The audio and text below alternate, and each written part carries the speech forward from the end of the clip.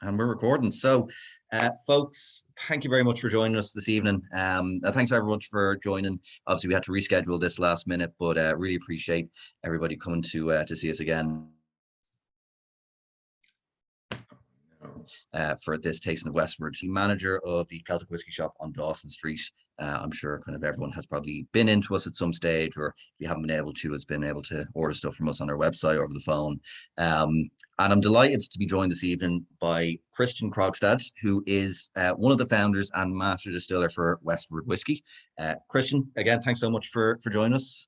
Yeah, thank you. Thanks for having me. And I wanted to really start by apologizing for our no-show last week.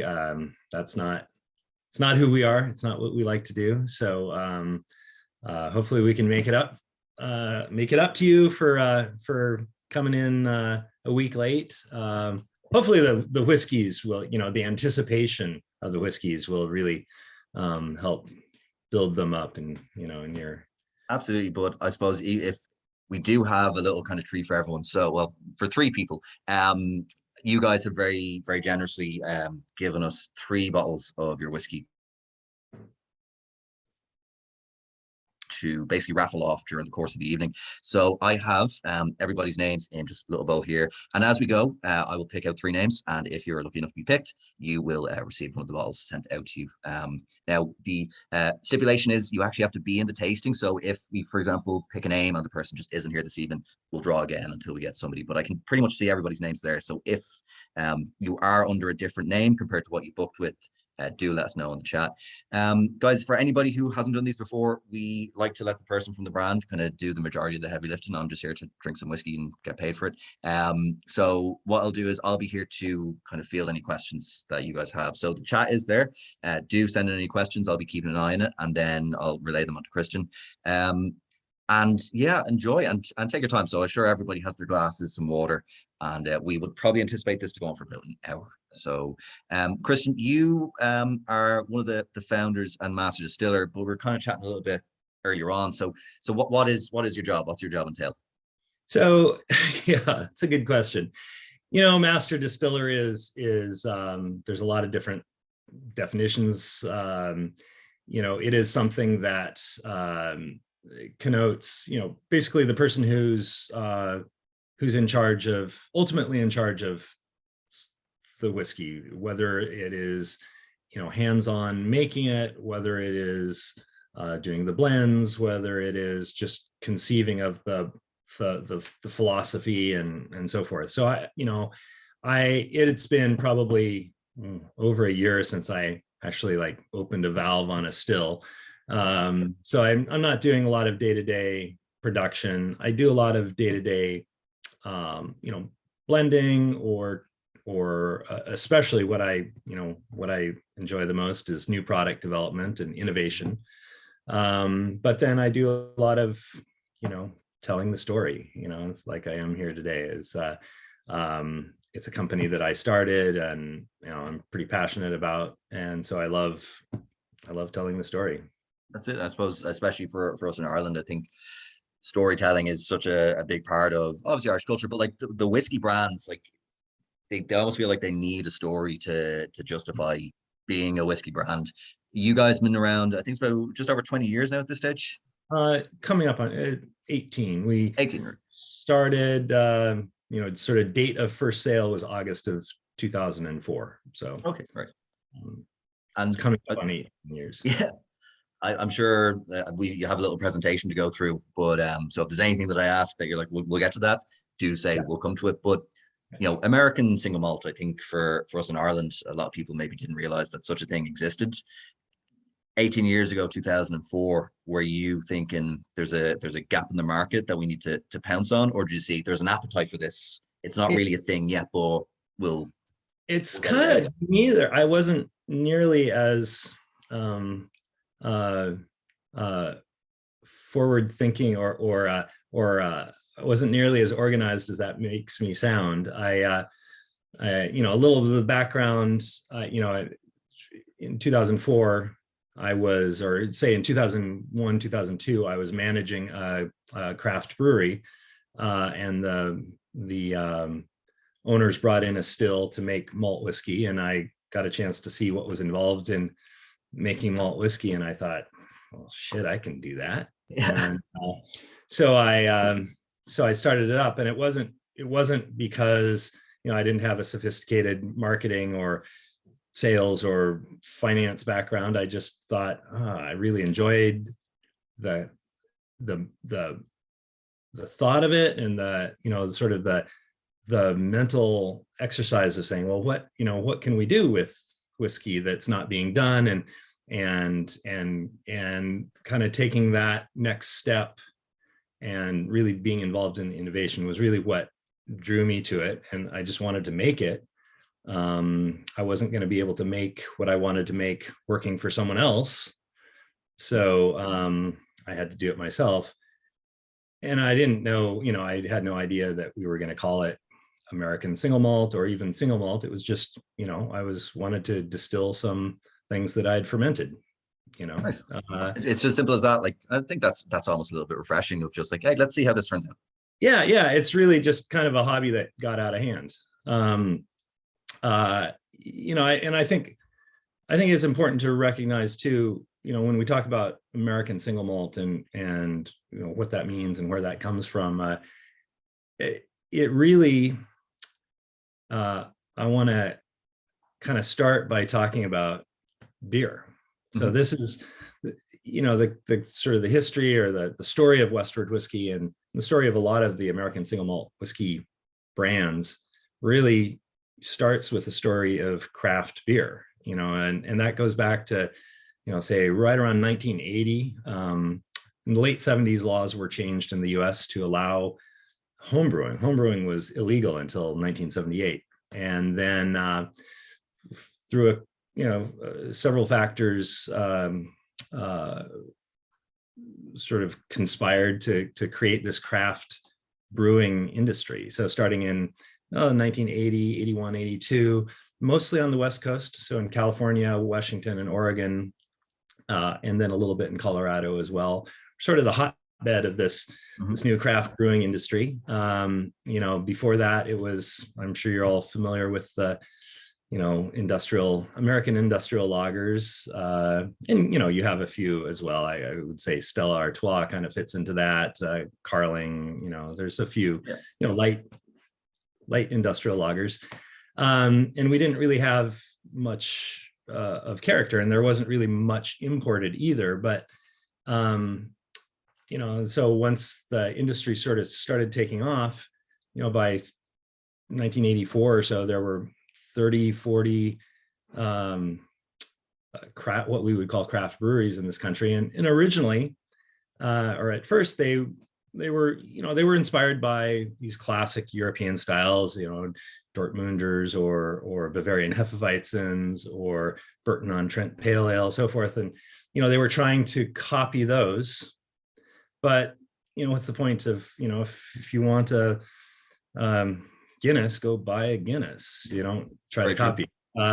And so it wasn't until like 1984, a brewery down in Chico, California called Sierra Nevada, they really articulated that they were making American Pale Ale.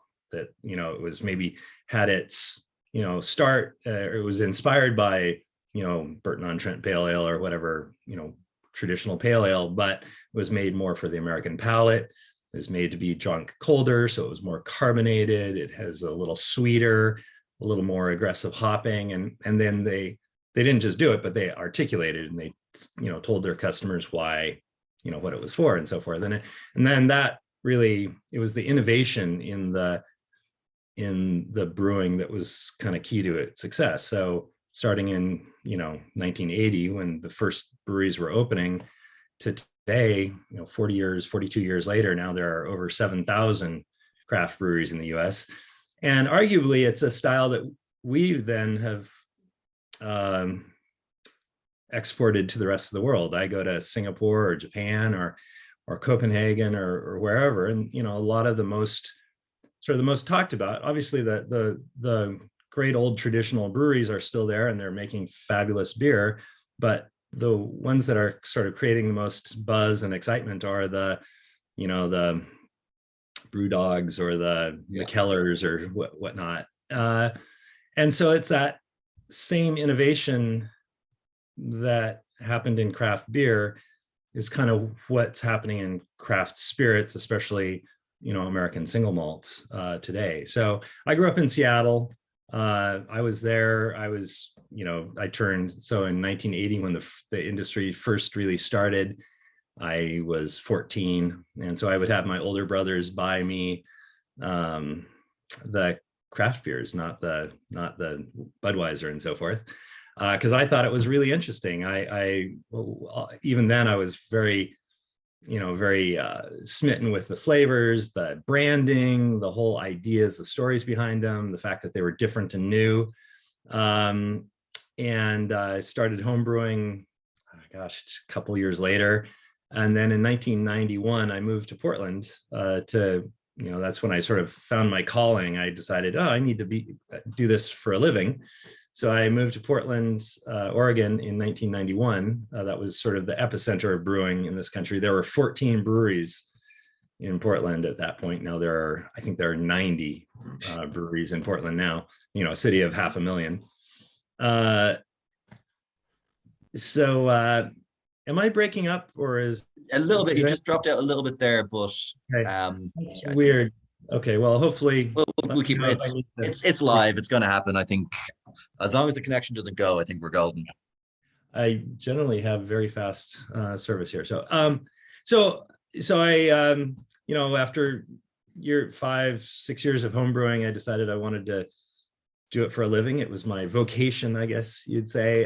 Moved to Portland, got an apprenticeship right away. And so for the next 12 years, I worked in breweries, went to brewing school during that time. And then, like I said, I found myself working in managing a craft brewery in Portland, and enjoying that quite a bit. But I always have a curious mind. So I quit my job, as one does, and took my meager savings. I feel like every great success story starts with, I quit my job. Quit my job. You should just do that anyway. But trust me, all the lads who I manage in the shop have been telling me to do that as well for a while. So I left I didn't really know I didn't know how I was going to do it, but I just knew I wanted to start a distillery and make whiskey. I had a total of, after tapping my savings and getting a home equity loan, eventually credit card debt got in there too to help fund it, but started with about $65,000, which is not a lot of money. It's certainly not enough money to build a whiskey distillery and wait 5 years to have product and buy inventory for all that time. So at the same time as I was putting up some barrels of whiskey, I also did contract production. I helped some other craft breweries get started. I made clear spirits, an aquavit, my Krugstad aquavit, my family name. Made a gin called Aviation Gin that you're starting to see in Ireland as well. Over the last couple of years, that has properly exploded. We actually distilled what we think is our last batch of it yesterday. Right. But yeah, so I got creative about keeping things going, we went from when we started in 2004, there were 35 what you would call craft distilleries in this country. Now there are 2,000. So it's sort of on the same trajectory as craft brewing, but several years behind. Yeah, I suppose nature of the beast. It's going to take a while. But again, innovation is key for the craft spirits. I love the Redbreast 12, and if you want Redbreast 12, when I want that, I go and buy that. I don't try to make it because someone's already doing that. So that's kind of being that we're not from a traditional whiskey distilling region, not only don't we have to follow any traditions, but really we have to innovate. That's key to our success. That's key to what makes us interesting, is that we have to kind of say, screw it, we're gonna do our own thing. We're gonna bring I suppose legacy and history can be a bit constricting. Just Dave in the chat there, you mentioned obviously kind of the craft beer connection. Alex Chasko, who I don't know if you're familiar with, he is the master distiller of Teeling here in Dublin, but I think he's also originally from Oregon. I think Teeling, their fermentation vats are all specifically Oregon pine. Like he mandated that's what he wanted to be using. I know he's brought a lot of the, maybe I suppose, brewing techniques in terms of like what strains of barley they use, what type of yeast they use, whether they're kind of roasting the malt, things like that. He's taken those processes and he's applying them to specifically a distilling. Yeah, and that's, I guess, what why I started by talking about beer is because it has such a big impact that, brewing philosophy has such a big impact, not only on the philosophy of our whiskey, but on the flavor. And I'll get into that, more of that as we go on. But so here we are today. What is it? It's 2022. We started out in 2004. In 2011, I brought in a new partner with some backing so that we could start, making a lot more whiskey. In 2012, 2013, prior to that point, we had called it, the distillery was called House Spirits Distillery. So it was just House Spirits Distillery Whiskey. So the brand as a name was created in, I think 2012, but we had been making whiskey for, years before that. And then 2016 was sort of a kind of key pivotal year for us. That's the year that we sold Aviation Gin. And we continued to produce it for the new owners, but that gave us the capital to build our new distillery, which we got finished in 2016, and it was a big step up in scale for us. We are now in about a little over 1,000 square meter production facility and a little over 2,000 square meter barrel aging. So our new facility, we can produce about 1,200, 200 liter casks per year. And that's what we're producing right now. We can increase the capacity with a little bit more equipment. That's in the plans. But then also that's the year that a group of about 8 or 10 of us who were malt whiskey producers got together and formed the American Single Malt Whiskey Commission. So we're trying to kind of put some guardrails around it. I've got a slide. I've got a brief presentation and a slide that kind of talks about what our standards of identity are and what is American Single Malt. But it's a pretty wide open category. There's tremendous diversity in the category. I'm sure you're going to be seeing a lot more of it. When we started in 2004, there were maybe 5 or 6 distilleries who were making single malt, and now there are 200 probably. And so I suppose a lot of that is it's never necessarily going to leave the domestic market. I'm sure it's right. A lot of it's 20 casks a year. Some of it's very innovative. Some of it is,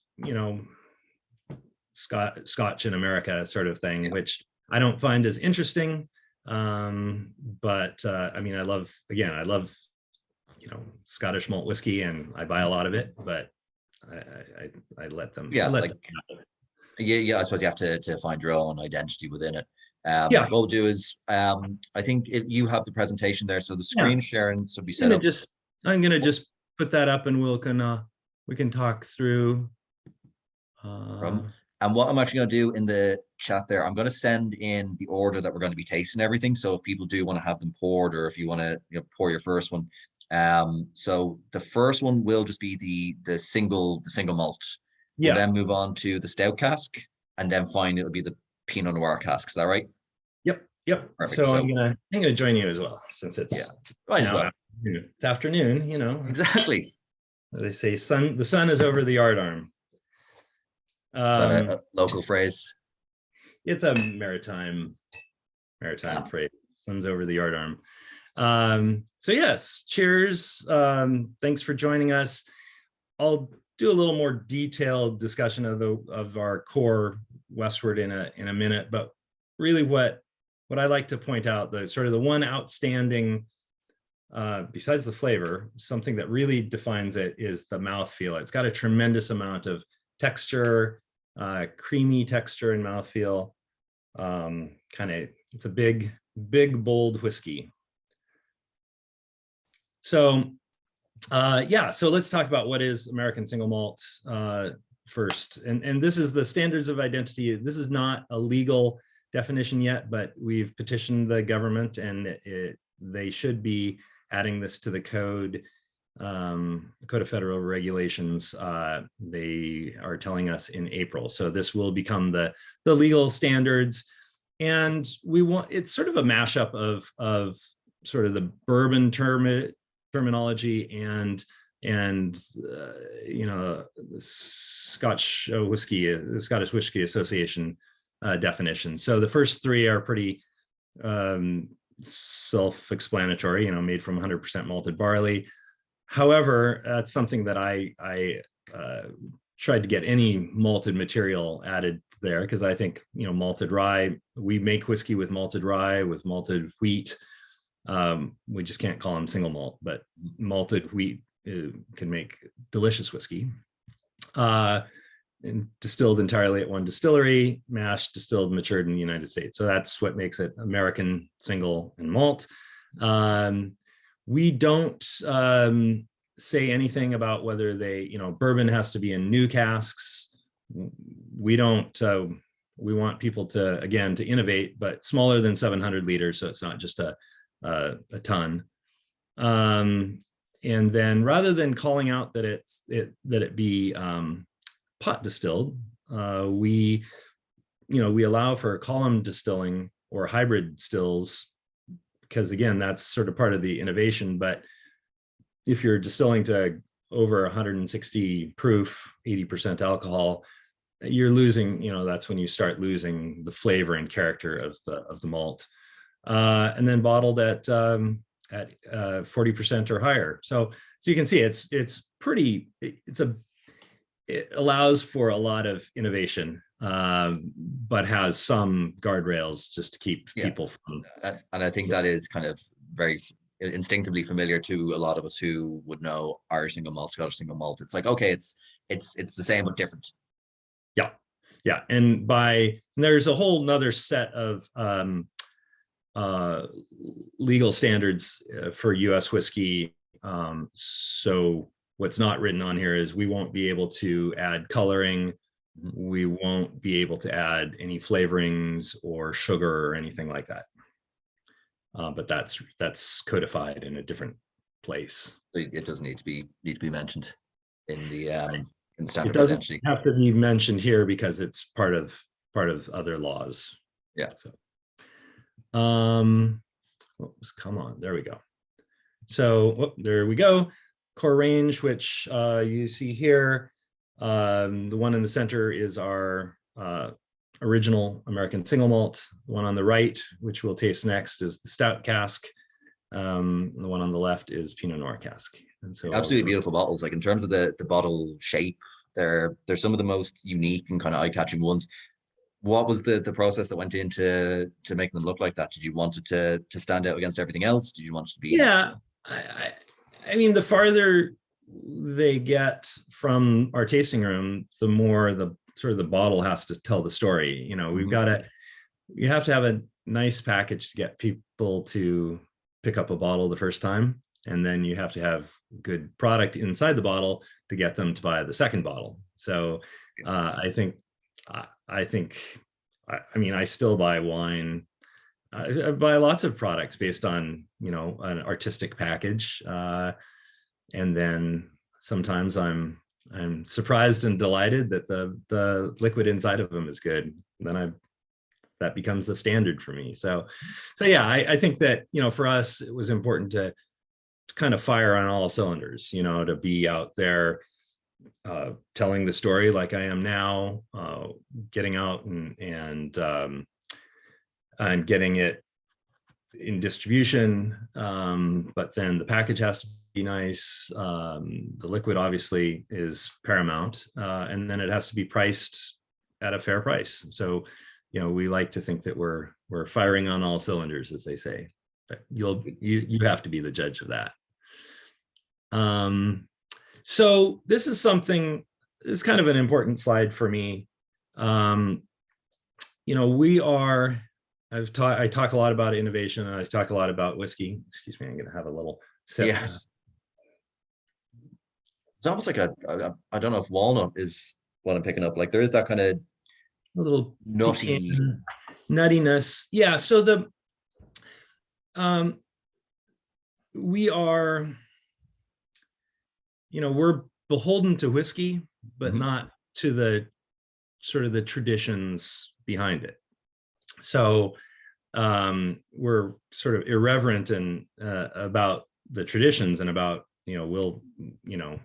how things have been done, but we're very reverential in terms of the whiskey. We are really trying to make the best whiskey we can.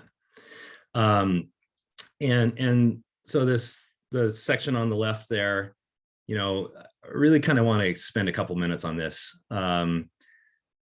Brewed like a pale ale. So, we really do, I'm a former brewer. Almost everyone who works in production for us is a former brewer. So this is one of our main points of difference. And a reason I wanted to talk about the craft brewing history is that,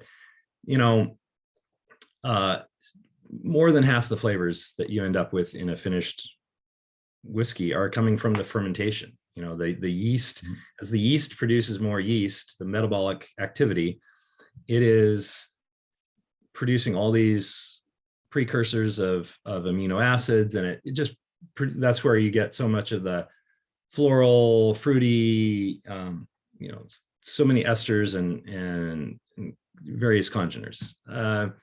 And so we put a lot of attention into the brewing. So we're using Pacific Northwest two-row barley, which is all grown within, I would say, about 200 miles of the distillery. It's all malted just across the Columbia River in Vancouver, Washington.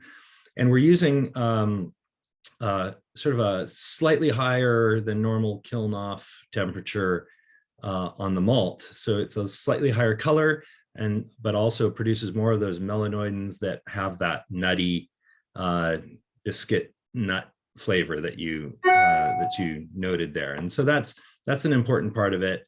We're using an ale yeast, and typically about 80% of what we're fermenting, 80% of our batches are fermented using the same yeast that Sierra Nevada uses for their pale ale.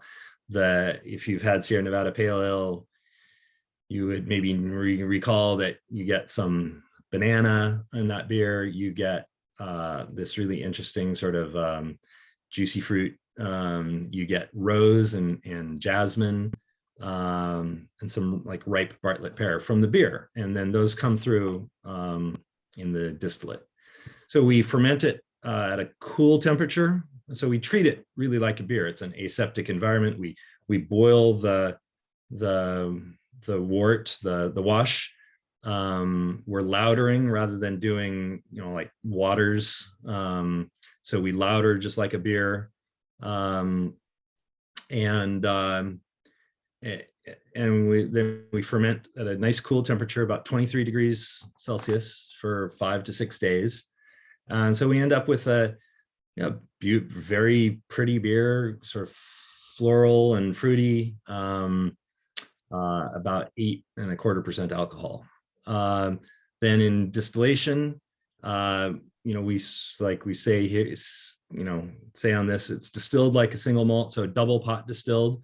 First run takes it from about 8.25% alcohol up to about 35%.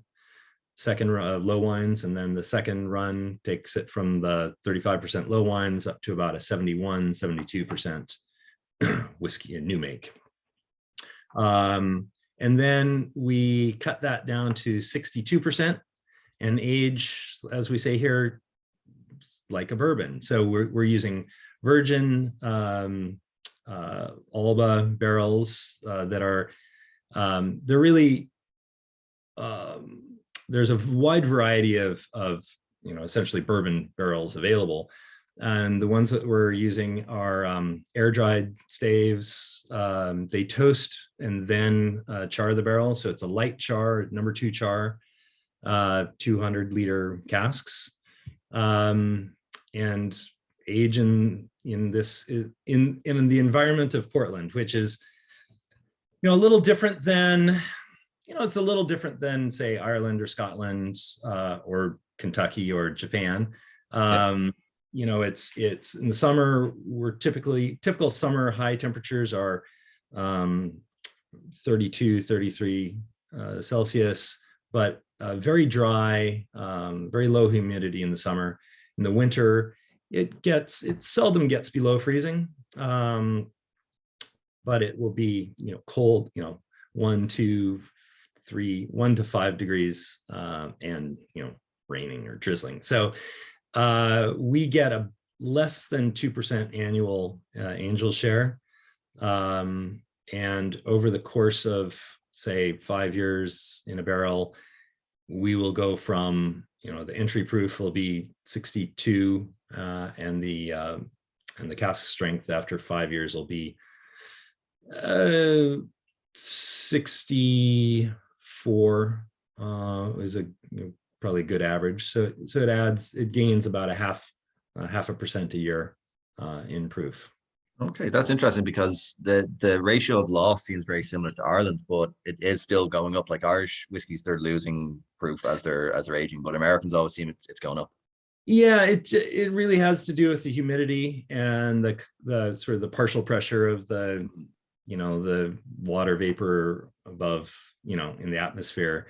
So if it's really dry, then you're going to lose water faster than you lose alcohol. And if it's really high humidity out, you lose alcohol faster than water. And so, we lose, so we have different losses in the summer versus the winter, but in aggregate, over the course of the years, we lose a little bit more water than we do alcohol. So that alcohol proof goes up. We've got a couple of comments coming in there. Just people have been tasting. So Dave Merles is saying that sweet shop sour apple on the nose for me. Muller rice with a drop of fruit compote for the taste. Lovely. Then Martin, quite robust, getting a big hint of herbs up front, and then lots of spike and oak, and then kind of quick finish. And then we've got Jeff saying Biscoff biscuits. It's got all sorts going on. Love it. So yeah, good response to the first one so far. I'm really enjoying this. I've had the opportunity to taste the stout cask one before, so I've been holding off for the other ones for the tasting, but really, like, I do get that kind of apple note, and I find that's with a lot of Irish and Scottish single malts, that's one of the main flavors I can get. But again, it's tempered by that kind of nuttiness, that those robust flavors, as we were saying. Yeah, I guess I've always, I really do like big robust flavors, but at the same time, I need for them to be in balance, so I don't ever want to make a strident, the smokiest or the strongest or the fruitiest or whatever. I like it to be in balance, because if it's especially balanced on the palate, when you're finished, sort of my goal is always, whether I'm making beer or gin or whatever, it's, I want you to, when you're done with one, immediately want another, rather than saying, well, that was interesting. What else is there? So these are just some pictures. I just wanted to give you a sense of the scale and size. On the left here is the brewery. These are 14,000 liter fermenting vessels. They are essentially, I mean, it's like I said, it's a brewery. So we have the brew house on the left, basically about a 4,500 liter mash lauter tun and 4,500 liter kettle. So we boil, like I said, it's an aseptic process. So we boil the wash, and then it's all sanitized after that. We clean and sanitize the tanks, the fermenters on every ferment. Back in the background, there's a little yeast. So that's a yeast propagator. We do most of our own yeast work. In the center is the distillery area. So on the right here are botanical maceration tanks for the aviation, but you kind of get a sense for the scale of the still. Again, it's a 14,000 liter pot beer stripping still that it was sized to basically hold one fermenter worth. And one thing I want to point out about it is it's the head is quite short for the size of the pot, and the lin arm slopes sharply down to a tube and shell condenser. And this is all for a purpose. The reason that you get such texture and the robust spirit is there's very little reflux. With such a short head, we get a lot more congeners coming through. But that's okay because we've been so careful with the fermentation. By having a nice cool aseptic fermentation, not going to too high of a proof, we're not stressing out the yeast. We're being very, we're giving the yeast a lovely home, and they reward us with this pretty beer that's very clean, flavorful and clean. And so we're not really trying to clean up the beer. We're just that our philosophy is more that we're just concentrating it. And so we have less reflux than say most in our stills, so that the new make that we end up with is again, it's very heavy, it's very rich and flavorful, and so it can marry well with a new a new barrel. The virgin charred barrels, they tend to dominate a lighter spirit. You need a robust spirit to marry with them. But if you have that, as we do, then you're rewarded with this just explosion of flavors. You get the oak in there, but it's not dominant. And is that why specifically you go for the number 2 char? Did you experiment with other levels and found that one was too dominant over the other? Yeah, we've experimented across the range, and most of what we're doing now is 2 char, 18-month air dry, toasted and charred, all of that for the most part. Although interestingly, I mean the dominant oak species around where I'm right now, I live down in Oregon wine country, and this is oak country, and it's these Gary oak, Garyana, which is becoming popular or becoming sort of trendy for whiskey production, kind of like Mizunara as well. Both Garyana and Mizunara are both kind of popular right now. I'm not a big fan of either. So we have lots of oaks. We're just not going to use them that much, I don't think. Yeah. I'm sure somebody somewhere will, but for you guys, that you found what works for you. So it's there's always the room for the experimentation, but even kind of with Irish distilleries, they say a lot of kind of what they experiment with never makes it out into the market. And we have quite a few barrels, well, not quite a few, 20 or so aging stock of Gary oak, and just not loving it. Right. So it doesn't work with our spirit, I guess I should say. It's refreshing to hear somebody actually say, we're doing this, it's not working. Yeah, it's actually one of our greatest disappointments. So but I suppose now Yeah, and it's not going to make the market unless somebody wants it as a single cask or something. Yeah. And we'll sell it. I'm sure there might be some people in this chat who'd be like, you know what, just for the novelty, I'll go ahead and get it. Yeah. So these are some pictures of our, cask storage. We've got about 5,000 casks in storage there. Oh, you can see there's a good leak in one of the Lovely. there, but it's a non-climate controlled warehouse. We do not rotate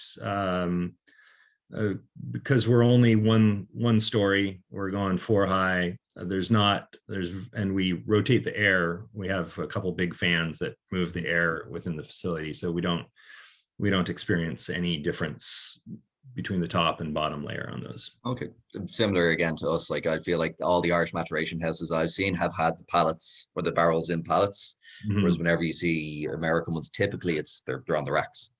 Yeah, well, in the United States, they're certainly going to pallets.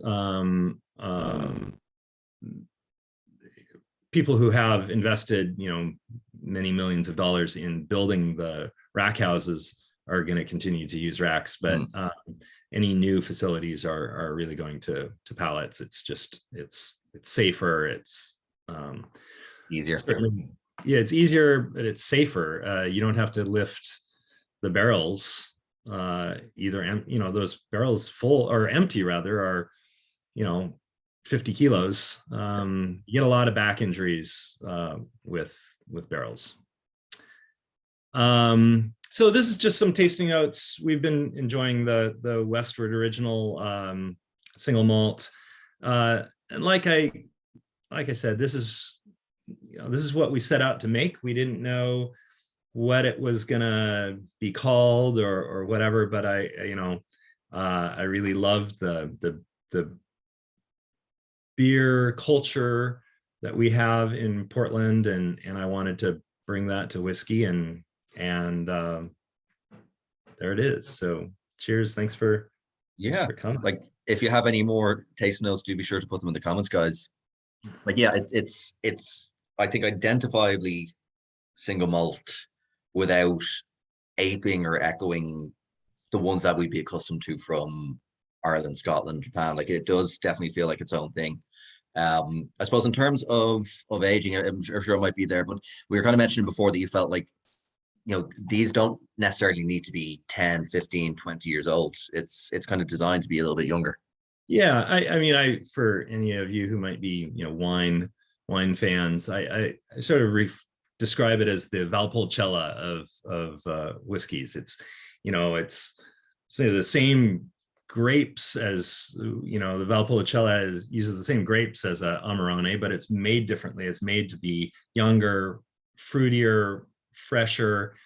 So much of what I love about Westward is that, it's got that big fruit expression, and the longer it's in the barrel, the more the oak takes over and the more you lose those fruit esters. So you kind of can't have both, and so this is what we're making. But it is about 4.5 to 5 years in new barrel. Again, that's, in our conditions, we feel like that's the ideal age. We've had some barrels go out to 6-7 years, and I don't like them as much. I really prefer, 4.5 to 5.5 year age on our whiskeys. I had to go back for a kind of second fill of it. I was trying not to drink all of the samples because I always have to go back a second time and just kind of try them in a vacuum. But that is properly delicious. Like I think you definitely at least converted me to American Single Malt. Yeah, and it's something that what I'm proud of most with it is that it sort of serves a lot of purposes. You can really analyze it, and you can spend a lot of time identifying flavors and aromas and so forth, or you can just enjoy it and drink it in a conversation with a mate, and that's it doesn't have to be analyzed. It's not an acquired taste or anything like that. No, I suppose if you did want to get a little bit deeper into it, would you recommend any water at all, or do you think it kind of doesn't need it? Yeah, I mean, so it's at 45%, and in the summer, if the bottle's sitting out and it's gotten warm, I'll put 1 ice cube in there, which is a nice way to kind of cool it down a little bit and get a little dilution. A few drops of water is absolutely, if that's your preference, and especially if that's how you're. I'm going to put some in now. I sometimes add water, but typically I love it. You know, we chose 45% because we felt that it drinks best at 45%. Yeah, like I never really, I've said this in many tastings, but I never really bother with water because I just could not be arsed doing it. Like it's, you know, I figured the people who made it this specific strength because that's the way they felt like it was best. I also, it's just too finicky. Like I'll never add the same amount of water the second time, so I just have it as is. But you know, you get some different characteristics Yeah. with water additions. You'll get some different flavors and aromas and a little different texture and so forth. So it's fun to do. It's not something I typically do. So Yeah. I just did it though. So, and it's lovely. I wouldn't be in a bar with your little pipette going, I'll just add a little bit of water to this. Yeah. Yeah. They're sort of another beer story in you can buy here little vials of hop bittering oils so that when you go to the pub, if the beer's not bitter enough for you, you can add some hop bittering oils. And I think if I had a pub, I'd kick you out for doing that. Yeah. So. I feel like that hasn't got it caught on in Ireland yet, but we're usually about maybe 5 to 10 years behind most trends that happen in the States. All right. So the next one here is the come on, go. There we go. Stout cask. Okay. So I feel like this almost in a way kind of brings you full circle from the beer. Yeah. Origins. I mean, we this was a fun one. The way it came about was, you know, one of our distillers had recently come to us from another Portland brewery, and breweries are often, especially for imperial stouts, very high, like 10-11% ABV beers.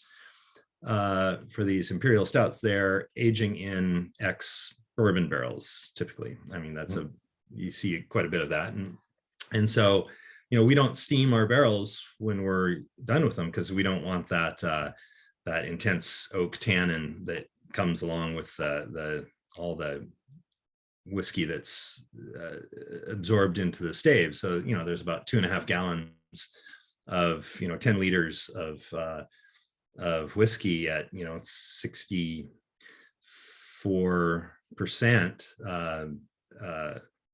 soaked into those staves. And so we give them these barrels. They have quite a profound impact on the beer. They're very popular. But so originally we were just giving them away, but the first people we gave them to after they bottled their beer, you know, a year later, they asked, you know, they called us up and it's like, what do you want us to do with these barrels? And I thought, well, let's try them as a finish. So we got the barrels back, you know, so for us, it was, you know, third fill, or third time that was filled, once with beer, twice with whiskey. And, you know, I talk a lot about sort of the science of brewing and distilling and the art of brewing and distilling, but this is sort of like the magic of distilling. Is something happened in those barrels, like the beer acted on the wood in such a way that when we then finished the original for a further year in those, you know, returned stout casks, it dries it up. You'll see it's much more dry, much more structured on the palate. And it really also, as you might expect, it accentuates the coffee, the chocolate quality. And that's for two reasons. First of all, you know, obviously the material, the stout material that's impregnated the wood, but also we select barrels, you know, from what's mature. We select the barrels that tend to have more of that chocolate coffee quality in them for the blend for this. So it's a combination. Yeah, like the chocolate just was the first thing that I smelled. And I think that's because of, I think all the stout cask whiskeys that I've had, like that's been a universal theme, so I think my nose just instantly goes there. You Like, expect it. yeah, but like there's also like a very herbaceous herbal note to it as well. And I know that was brought up as a taste note on the previous one. Like I'm getting a lot more of that. Yeah, we definitely the fermentation gives us a lot of herb flavor. The grain varietals that are grown around here are also very grassy, and because we don't have so much reflux, a lot of the grain characteristics come through. In the chat there saying, are the taste notes on the screen not for the first single malt? I don't know, are they they're repeated from earlier on? That's interesting. It's not. There we go. Here we go. Thank you for the shout, Tom. On the palate, yeah, like that, I think that the chocolate is consistent, but the sweetness of, I suppose, the core malt still does shine through. It's not being overpowered or burdened by the kind of heavier stout flavors. And this one, interestingly, is bottled at 46% rather than 45, for sort of for aesthetic reasons. We don't chill filter any of them, and we were getting some flocculation at 45%, and so we found that just taking it up 1% allowed all that to stay in solution. So it was, that's a sort of a tribute to our vanity, I guess. Yeah, I've discovered my new favorite word, flocculation. Oh yeah, flocculation is, it's when there are oils and waxes that are I suppose solidify, essentially, is it? They dissolve in alcohol but not in water. So as you bring down the proof, just like with how Ricard or Pernod lushes at right around 30% alcohol is when it comes out of solution. For us, some of those compounds were coming out of solution at about 45%. It was just on the cusp. And so when they come out of solution, and they'll kind of cloud up a little bit, and that's your like chill haze, for instance. And it'll cloud up, but those are just very small particles. Over time, they come together, they bind into flocks, into bigger and bigger pieces. And the larger they get, the faster they settle too. So I suppose you have something to chew on with your whiskey if that does happen. Yeah. I mean, that's part of the mouthfeel too that you're getting. It's part of why we have so much, character and mouthfeel, is that they are not chill filtered. Guys, do feel free to stick your comments and your taste notes in there. I suppose beer casks are something that are massively taken off in Ireland as well. Like every distillery seems like it's teamed up with a brewery. Some have even bought breweries for the purpose of they'll do a cash sharing program. Is this kind of, would this be the first in, say, there'd be an IPA edition, there'd be a lager edition, or do you just think that kind of the stout was the standout one to use, so just leave it at that? So far, the stout is the standout. However, we've done not a lot of breweries have whiskey barrel aged IPA programs. Yeah. So a few have made small batches, and we've finished some of the Westward in those IPA casks, and it was lovely. It's interesting. It has this very strong sort of cannabis aroma to it, and they've been lovely, very floral whiskeys, but I don't think we'd have to talk someone into creating a national brand. And as it is, we're working with 20 different breweries in the Northwest in Oregon to provide the barrels. So to get enough barrels for us, for our stout cask program, we're constantly going prospecting. Yeah. Scouting out new breweries who are making barrel aged stouts. So I suppose like I feel like you are in the perfect place to do that collaboration because as you were saying, like the Pacific Northwest just seems like it seems to be the center of craft beer and now the kind of the craft beer production. Yeah, it's a good place for it, and it's a very collegial place as well. I mean, the distilleries are all, we all cooperate, we all ask each other advice and help each other out, and even lend equipment and so forth. So and we cooperate across industries as well. We work with breweries and wineries quite a bit. So it's a fun. We all like doing the same thing. Most of us got into this for the same reason, because we love eating and drinking. And that is, I think, in my short time in the whiskey industry, and I even say that at I feel like I'm barely in it. I've done brand rep stuff. I've done obviously the shop, but like that's the main thing I see is the camaraderie of people are just like, we all share a passion. We want everyone to succeed. And as even Ireland grows through a whiskey renaissance of so many distilleries being set up, even the consensus is we want everybody to do well. It's not us versus them. It's we want Irish whiskey to grow as a whole. And so I see that kind of that mentality is even across the waters as well. Yeah, it's important, and the people love that story too. I mean, people love to know that it's a happy industry. We'll go to the next just sample. Before we move on to that one, just Dave in the comments saying this one feels like it could be very interesting in an old fashioned, and I probably agree with that. In terms of these for cocktail purposes, do you think that they suit certain cocktails well, or do you have any kind of suggested serves? Oh yes, I do. I think old fashions are great, and that's like on our website. I think we have a couple old fashioned recipes, because they really do highlight. They just accentuate the whiskey.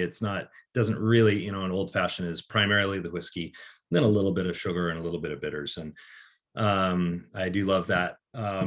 One thing I have found and sort of promote is, given how rich and sort of sweet the original is, it is fantastic in a classic sour. So, with egg white, lemon, a little sugar, and Angostura bitters, it's the lemon really makes that malt pop. It just explodes with, kind of that malty malt character. And then, it's sweet enough and it's got enough mouthfeel that it doesn't get dominated by the lemon. So that's one that I recommend wholeheartedly. I think I should be using the remnants of some of my samples to possibly make a few old fashions and sours. And speaking of that, I think like they are very, very kind of luscious, luxurious whiskeys. Tom Dignan there agrees. I really like the mouthfeel on them. So we're moving on to Pinot Noir, and again, I feel like you guys are kind of spoiled for your location in terms of you've got craft beer, but then also, I mean, the wine industry in America just seems to go from strength to strength. Yeah, in particular in around Portland, Oregon, this climate is ideal for growing Pinot Noir, and it's become really, I would say, internationally known for it, to the point where a lot of the big Burgundy houses are now buying property or buying vineyards around us. I mean, Domaine Drouin was one of the first, but a couple others have jumped in. So it's got a name for itself, but very small. It's a small production. The wineries are, for the most part, quite small. Typically just 1,000 cases, 2,000 cases sort of range. I think the largest winery in Oregon is maybe 200,000 cases, which would be sort of a small winery in California. And again, following the sort of the success of the stout cask, we were like, well, what else? Are there any other finishes that we want to do? People ask us about doing sherry or port, but I figure, somebody else is already doing that. Yeah. And we'll let them have it. I love that the Lustau editions that Redbreast is doing. But we have this fantastic Pinot Noir industry here, and so we thought we'd check it out. So we're using they're typically French oak wine barrels. I mean, almost exclusively for this, but that's what the Oregon Pinot producers are using. French oak, they're typically used for 6 years. The Pinot Noir will sit in barrel for 2 years per vintage, and they'll reuse it 2 more times for a total of 6 years wine aging before it's pretty much done. For their purposes, they're done with it. They sell them off for $40 or $50 for to be cut in half for planters. But we take them and we rinse them out so that the whiskey doesn't turn purple. But there's so much of that grape husk material impregnated in the wood that you get this. It's almost like a fruit cake. You get this candied citron, raisin, prune kind of quality, especially on the nose. Yeah. And a real sweetness. There's no sugar per se, but just what comes from the barrel. Yeah, you get, like, for me, I'm getting a lot of kind of just the red berries, like they've almost like they've been slightly dried in the sun. But like, again, kind of going back to it, I feel like the core malt and the core liquid is never overpowered by any of the finishes that you're doing. And so the finish on the stout cask is typically about 1 year. The finish on the Pinot cask is typically 18 months. It's a little longer. You'll notice the texture on it is a little bit more sort of velvety. You get, the tannins from the Alba, which tend to be a little more almost like creamy tannins. They're a little more aggressive. And then the tannins on the French oak are a little more silky. They're a little less astringent, but you also get a little tannin from the grape husk.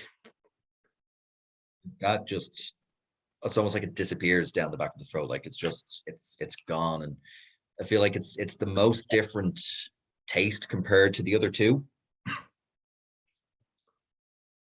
Also like something, I don't know, if like kind of jammy or like a kind of a preserve, that type of flavor profile. Yeah, makes a great Manhattan. I could imagine, actually. Yeah, I've got some vermouth that I need to use up before it goes bad. So there you go. You keep that in your refrigerator, right? Oh yes, of course. Don't worry. At the rate I go through it. So again, kind of, we've talked about why stout cask versus IPA, Pinot Noir. Any kind of other things on the wish list for you that you think you'd love to do this in the future, whether it's a wine cask or beer cask or just anything? Yeah, and there is quite a bit. I mean, I would encourage all of you to come visit. The restrictions are coming down. It's getting easier to travel. Exactly. Yeah. We have a tasting room in the Portland airport, but also at the distillery, where we're constantly innovating and trying new ideas. So as far as finishes, we've worked with different wines, again, primarily local wineries, because we have so much interesting product here. Whether it's a finish, or we've also filled new make into X wine barrels as well, and some of those are just about ready. They're at about 6 years now, and I think that's the age they want to be. We have experimented a lot with different yeast strains, different malts, whether it's colored malt, more high roast malts, or different barley varieties, or like I said earlier, malted rye or malted wheat. So I mean, that's part of what gets gets me out of bed in the morning is, getting to go do new things. That really drives me, is not, and the whole crew. I mean, there are experiments among those 5,000 barrels. There are things I don't even know about, that other people have done. That it's almost like, I describe it as a distilling commune. It's definitely not top down. There's a Whiskey maybe, for the people, by the people. yeah, exactly. Whiskey pro populo, or whatever.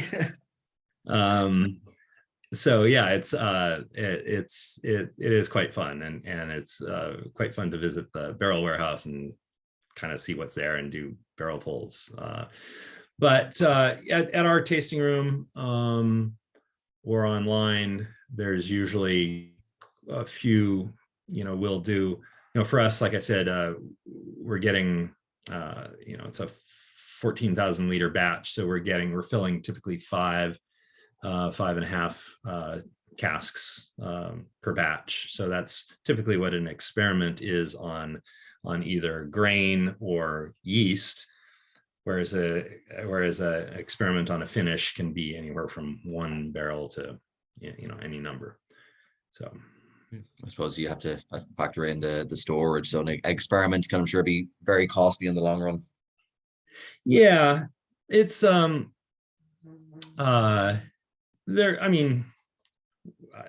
kind of what keeps us going, though. So we experiment a lot, and most of it works out. A couple of people in the chat there saying that they do plan on visiting you guys in the coming year. So we've got Derek Nolan saying that he'll be there in May, and Tom Duggan as well saying you guys better be open on May 27th. Please let us know when you're coming. You can either reach out through Darren or direct. Yeah, it's get to try some other things, and that's a great time to be in Oregon.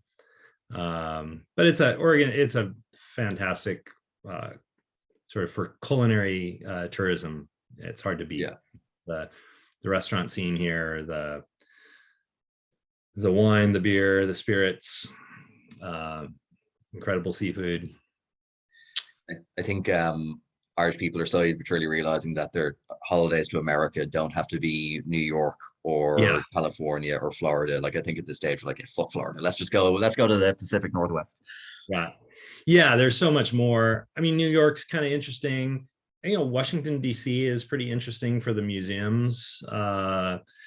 But, they're big cities. There's some really great big cities closer to home, but coming out to the Pacific Northwest, the mountains, the rivers, the wilderness is gorgeous, the forests, and then great wine, great beer, so forth. Great company. I hope so. We've got Dave there just with his tasting notes on the Pinot Noir cask. So custard with some baked pear. And then he's saying if things goes to plan, he might be around Portland in April. And asking, are the 3 that we had tonight the core range? So they're the 3 standard bearers for Westward, and then kind of whatever else you guys have as a... Those are the 3 that are always available. We try to make them as consistently as possible, as consistent as possible, which they are, I would say, unless you're tasting them every day, you're not gonna, obviously, every barrel is different, and we put a lot of effort into making sure that first and foremost, our blends are, delicious, but then, once we've achieved that, we want to make them consistent. So, but that's our core range. You'll also be, start to see, I'm sure, Darren, you'll be able to see some of the other, sort of small lots that are that will ship across the pond, and you'll have access to as well. So I'm looking forward to it. I think there. Yeah, I know for myself, I think if, I had been planning on picking up a bottle, and we'll go into it. Just I suppose I mentioned before, I have a little bit of an affinity for the brand from before we ever started stocking it. I was like, I do want to pick up a bottle, but then when the opportunity for the tasting came up, I was like, I'll try them first and see what my favorite one is. Got Jeff there asking, can you recommend a couple of other interesting, innovative whiskey producers in the Western US? Yeah, in the Western US, I would say there's one called Cole Keegan from a fellow named Colin. What's Colin's last name? Anyway, Colin Keegan. And it's from Santa Fe, New Mexico. And he has used mesquite, which is a tree, a thorny desert tree down there. He's used mesquite to smoke, to put a little bit of smoke character, pretty, very lightly smoked. And when he first started, 10, 12 years ago, it was atrocious. But that's what innovation, that's what happens with innovation. And he overshot the mark. Over the years, he reeled it back, and now I think his whiskey's fantastic. So I tend to be more interested in some of those, more innovative ones. So that's from Santa Fe, New Mexico. There's one in Alameda, California, sort of Oakland, close to Oakland, California, across the San Francisco Bay from San Francisco, called St. George Spirits. And they have 2 single malts, and one is called the Baller. And it's quite nice. I like both of their whiskeys, but the Baller is really my favorite. It's a little lighter style. Up in Seattle, there's a distillery called Copperworks that I think is doing some really innovative things as well. Their sort of foundation is on beer, as is ours, but they're using a lot. They're really diving deep into single source, farm sourced barley, farm identified barley, and being able to communicate why they chose that variety and how it was malted. So they're really controlling the malting process on that. So those are, I would say, a couple of the more interesting ones. Yeah, I think the sourcing of the barley and that traceability is, again, kind of in Ireland as well. The Waterford Distillery probably, I think, being the main one, where they have essentially a terroir project of everything's traced back to the farmer who grew the grain. Yeah. What we'll do is, I don't know if people have any more questions. Pardon? We need to raffle. Well, we need to raffle. Yeah, well, don't worry, I've not forgotten the raffle. But if anybody has any more questions for Christian, do throw them in there. I did mention kind of I had an affinity for the brand. So back in a previous life, I worked for Jameson, and we had a couple of us go over to Bar Convent Berlin in 2019. Now fiance came over as well, and while I was at the stand, she was going around and looking at kind of all the stalls and the stands, and she came across the Westward one, and she didn't try anything, but she got a pin, and she came back and she said, oh yeah, this looked really interesting. I didn't try any of it, but the guy who was on the stand was really, really nice. So she still has that pin in her room, kind of on a little board. So as soon as the opportunity came to stock Westward, I was like, yes, if we can, I'd love to get this in. And then as soon as the opportunity came to host the tasting, I was like, I've got to do this. So it's nice, actually, 2 years later to finally try most of them. But I suppose you guys had me before I even tried anything, which I think is always a good sign. What we'll do is we shall do the raffle. So as I said, guys, we have the list of everyone who was signed up for the tasting this evening. We've just basically chop that up, and then it's in here. If I pull a name out, as mentioned, and the person doesn't happen to be here for whatever reason, we will have to redraw, but I should be able to find everyone there. So I'll do this in front of everyone so it's all above board. So it's 3 bottles in total. And the first bottle is going to Petri Martinen. Have a look there. So Petri, I think, is Petri here. Petri, if you are here, do send me a message individually. I can see there. Oh, possibly not. We'll give anyone a chance who maybe is under a different guise. The second person is. And what is this for? Is this for the original? Which bottle? I believe it's for the original single malt. So which I think people will really enjoy. Next one we have is Emily. We've got Emily Majusiak. Is Emily in there? Oh, so actually maybe Christian, if you want to stop screen sharing, I think Yes. people, I'm a little. Oh, sorry. Yes. There You're we all go. good. So we've Sorry had, about that. I don't know if everyone can see me there. That's Emily Marjusiak. I don't see Emily on your. There. We might. I would, of course, have picked all the people who aren't here tonight. We'll keep them to the side again. So, Class. Right. Last, oh, maybe the last one. Mark McGullane. We have Mark there. Yes, Colin. It's under Colin. No. Colin. I believe Colin might have been separate. I'm assuming there's a familiar relationship. That's the brother, right? So in a way, it is Colin going to be getting one eventually.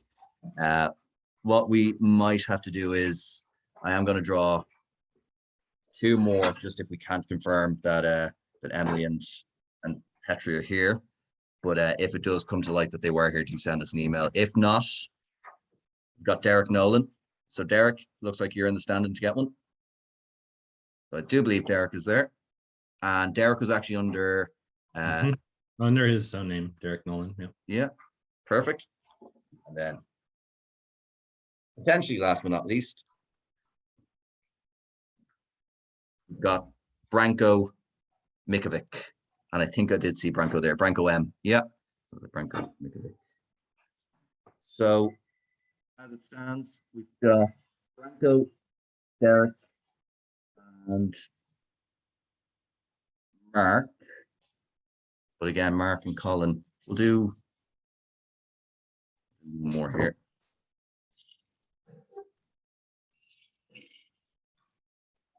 Right. Martin Fay. So I think Martin is there. Yep. We've got, yeah, so based on the replies there, it looks like the original three weren't there. Colin, apologies. Tell your brother he should have been here. So as it stands, I believe Derek, Branko, and Martin. But Colin, do send me an email, and I think for yourself, we might, if you want to get one of these bottles, we'll do a sneaky discount for you. Guys, we'll start up there. Before we go, Christian, a massive thank you for being with us today. It's for me, it's been an absolute pleasure. I think the whiskeys have all been great. I think the insight that we got into the brand has been fantastic. And I suppose if any kind of final parting words that you have for everyone, feel free to go ahead. Yeah, well, I mean, I would certainly reiterate that, yeah, I'm the biggest booster for Portland. Please come visit. See us when you're here, but there's a lot of fun stuff to do here. And yeah, keep an open mind about whiskey. There's, we're starting to see amazing whiskey coming out of the United States, out of Australia. Obviously, Japan's been in the game for quite a while, but I think, I'm very much in the I love whiskey business, and I love my whiskey, and I love the industry. So good. Well, I think we've all loved it as well, and I'm delighted to be able to share it with you. For anybody who did win the bottle in the raffle, if you want to email me, it's Darren, DARREN at Celtic Whiskey Shop. Early self-explanatory. Do send me on your details. We do have all the delivery information, but if you didn't want to talk about it, guys, have a lovely evening. We have a couple more tastings coming up, so do keep an eye on all the social media channels. Christian, we hope to be able to speak to you again sometime if we get some new Westward products in, and hopefully we'll see you again soon. Yeah, and I'm hoping to visit as well. Hopefully I'll be there maybe this summer. Hopefully Whiskey Live potentially, or oh yeah, when is that? It moved to June, so it's June 10th and 11th, I believe. All right, well, maybe so. Maybe so. Hopefully, we'll drop into the shop anyway, and we'll let you sample some of the Irish stuff. Awesome. I'll look forward to it. Excellent. So what there is, we shall